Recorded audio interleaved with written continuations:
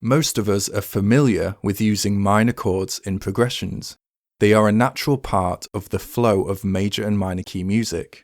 But by extending the basic minor chord, our options as to where they can be played and sound good within a progression open up significantly.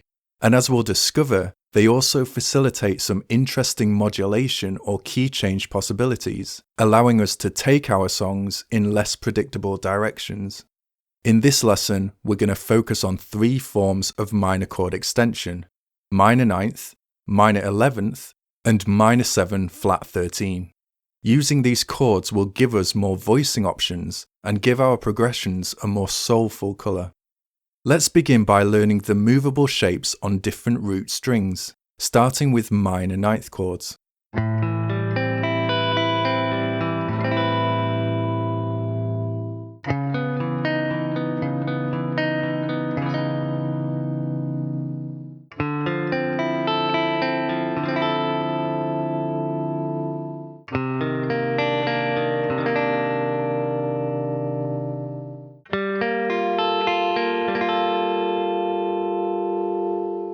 Minor 11th,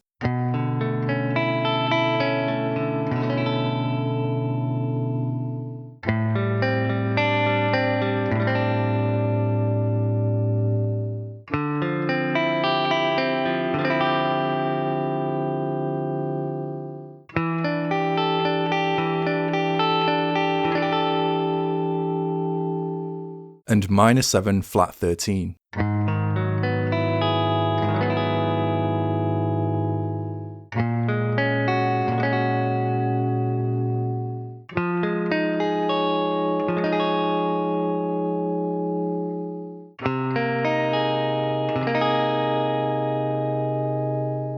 Note that the minor 7 flat 13 chord can be seen as an inversion of a major added ninth or major ninth chord, depending on the context in which it's used. However, we'll use minor 7 flat 13 as the name of these shapes for the purpose of this lesson. We can also play these chords in open positions: E minor,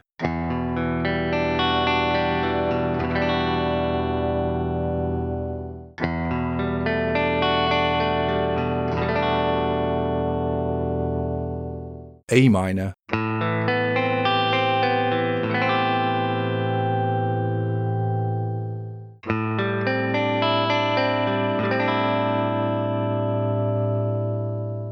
G minor,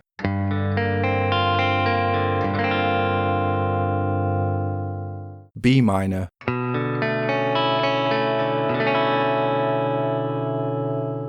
and F sharp minor.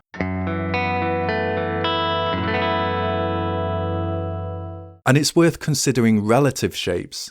For example, if we play a major 7th shape on the minor third of, or 3 frets up from, the chord we want to play, we get a minor 9th chord.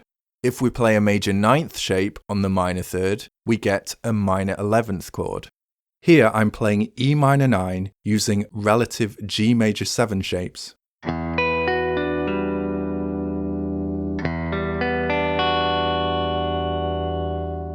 And here I'm playing E minor 11 using relative G major 9 shapes.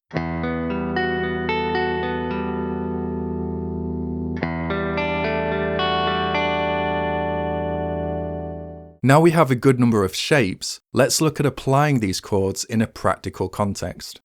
Starting in a minor key, with our 1, 4 and 5 chords being minor, we can try using our minor 9th and 11th shapes on these positions. Here's an example in the key of G minor.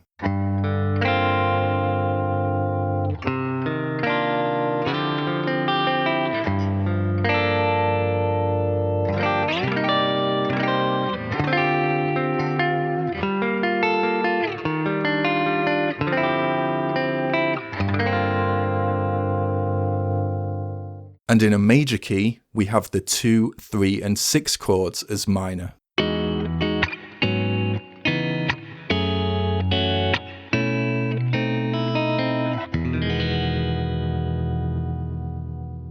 We can also place a minor 11th on the 7 chord in major keys, as an alternative to the diminished chord, an example in A major.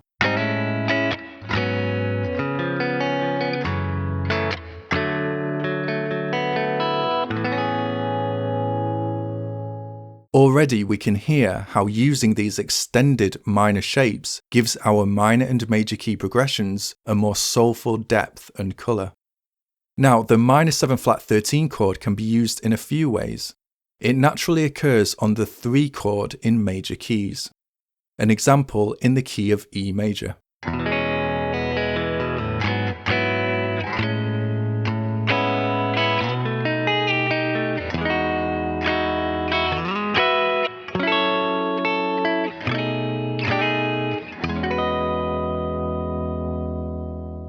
In minor keys, the minor 7 flat 13 naturally occurs on the 5 chord, an example in the key of C sharp minor.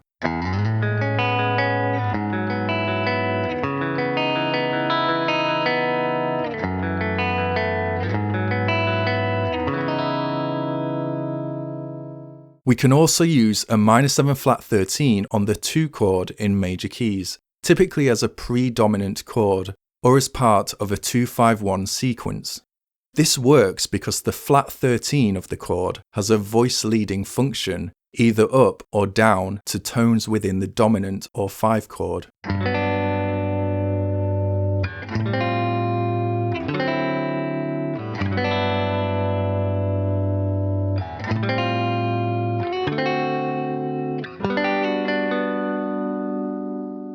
We can substitute any of the major chords in our diatonic progressions with minor. Sometimes these chords might be seen as borrowed from a parallel key, but we'll get more into the theory behind that another time. For example, we could replace the 4 chord in a major key, naturally a major chord, with a minor 9th chord, an example in D major.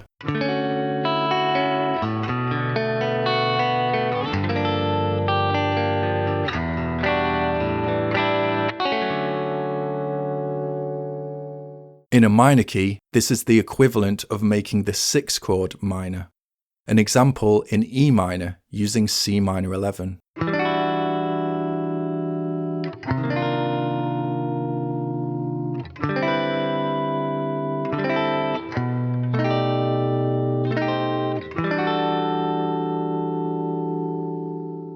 We could even replace the 5 chord in major keys with minor. This might sound counterintuitive since we're used to hearing the stronger dominant 7th sound on the 5 position, but using a minor 9th or 11th as the dominant gives it a more relaxed and open feel.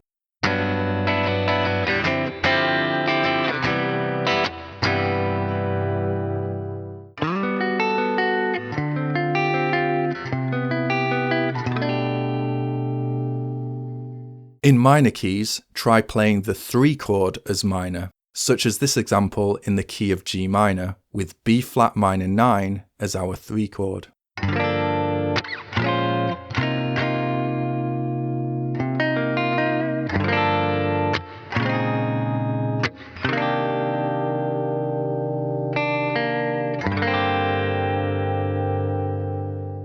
Voice leading, by its simplest definition, is where we form a melodic sequence through our chord changes, typically using the top notes of the chord to form the melodic line. We can then reharmonize this melody by changing the chords we use underneath it. Our extended minor shapes can help us with this reharmonization. For example, take this simple melody.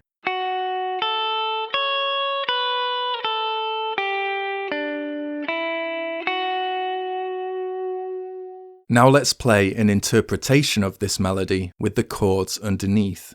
The blue dots mark the melody notes within the chord shapes.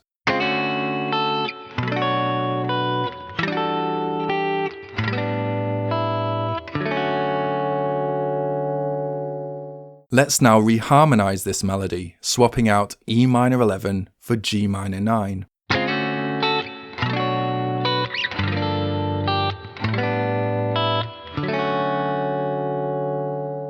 Another reharmonization, this time using A minor 11 in place of A suspended 9.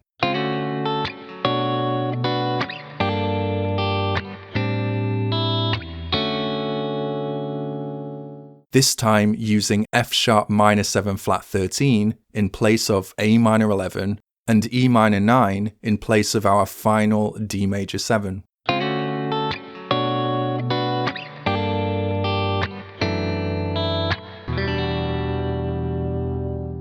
this time using C# minor 11 at the end.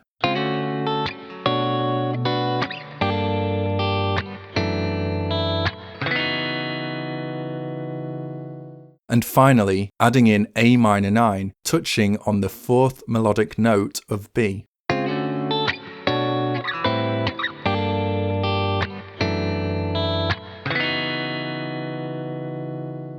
These extended minor shapes give us a good deal of flexibility for voice leading and reharmonization options.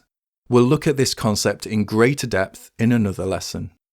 On the subject of modulation, a lot of what we're about to cover will be complemented by my videos on dominant changes and major 7th chords, so please also take some time with those, links in the description.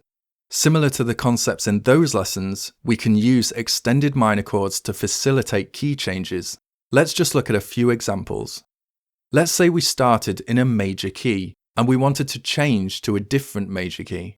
One option is to use the 3 chord as the 5 of our new key. In this example, starting in A major, we build a minor 11th chord on the 3, or C# minor 11 in this case. This then becomes the 5 of our new tonic of F# major.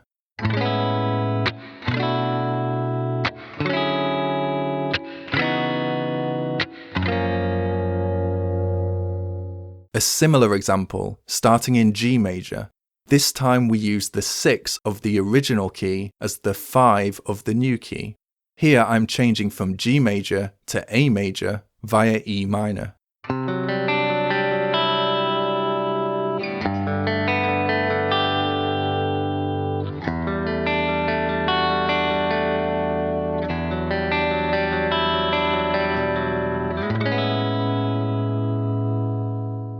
We can make a parallel change from major to minor key on the tonic position. Any chord in our original key can make this transition comfortably. Here I'm starting in G major and resolving to G minor from the original key's 4 chord.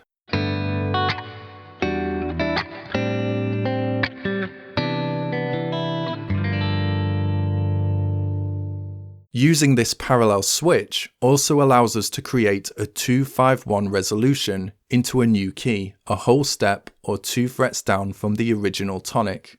The parallel minor we switch to becomes the 2 of the new key, starting in F# major.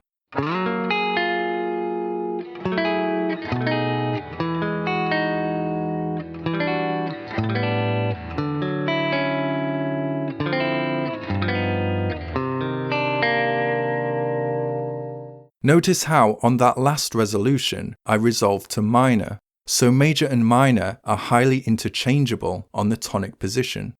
For an even more unpredictable shift in key center, we could position an extended minor form 1 fret above the major tonic root, the equivalent of the flat 2nd degree. This then becomes the 2 of our new key, again leading us through a 2-5-1 resolution, resolving either to major or minor.